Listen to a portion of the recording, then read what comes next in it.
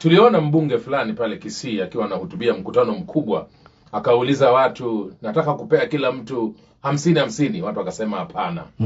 100-100, watu wakasema hapana. 150-150, watu wakasema hapana. Ikafika 1000. Akafika shilingi 350, watu wamenyamaza. Akaliposema 500 kila mtu, watu wakasema 2 term. Sasa mbunge kama huyo, mimi kama nataka kucontest ni muondoe, nitaweza kumuondoa aje mtu ambaye anatoa 500 kwa crowd kubwa kama hiyo, kila mtu anapata 500?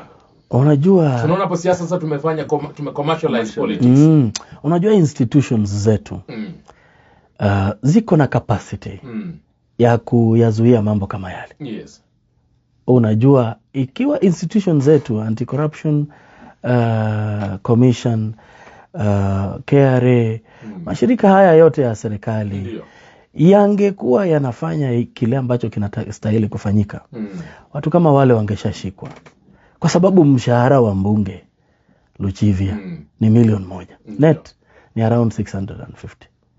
650, wewe familia yako itachukua nusu ya hiyo pesa. Hii 1,300 ndio utaenda kugawia wananchi. Alafu akiulizwa mheshimiwa kama yule anasema ati yako na mshahara, alafu ako na marupurupu.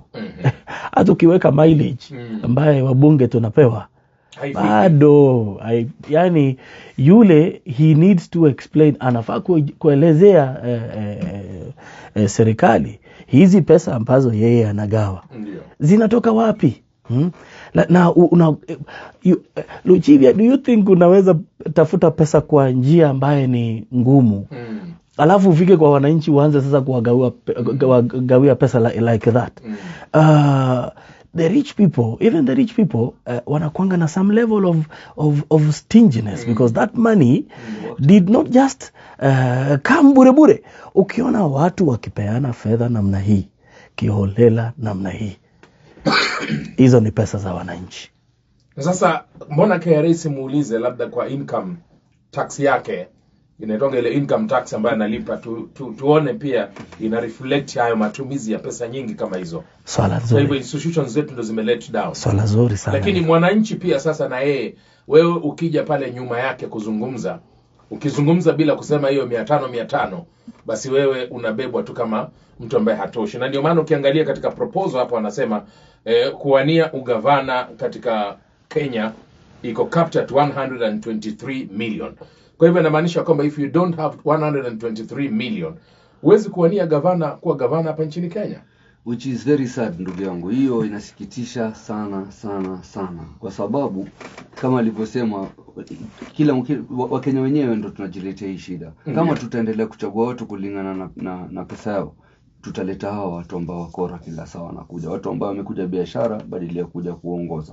So kwa hivyo wewe ukiona mtu anafanya kama anavyofanya, wewe kula pesa, kula hiyo empowerment, wanaita empowerment, na kwa sababu hiyo ni pesa yako. Kama vile mheshimiwa amesema, hiyo ni pesa wamepora. Hakuna mtu anamwaga pesa kama ameifanyia na ameitolea jasho hivyo. Anajaribu vile anaweza, lakini kuimwaga tu hivi akijua kwamba anapata atarudi tu achukue kwa maana kwa kabati achukue tu na atoe tena na kabati atoe, hiyo haifai kabisa.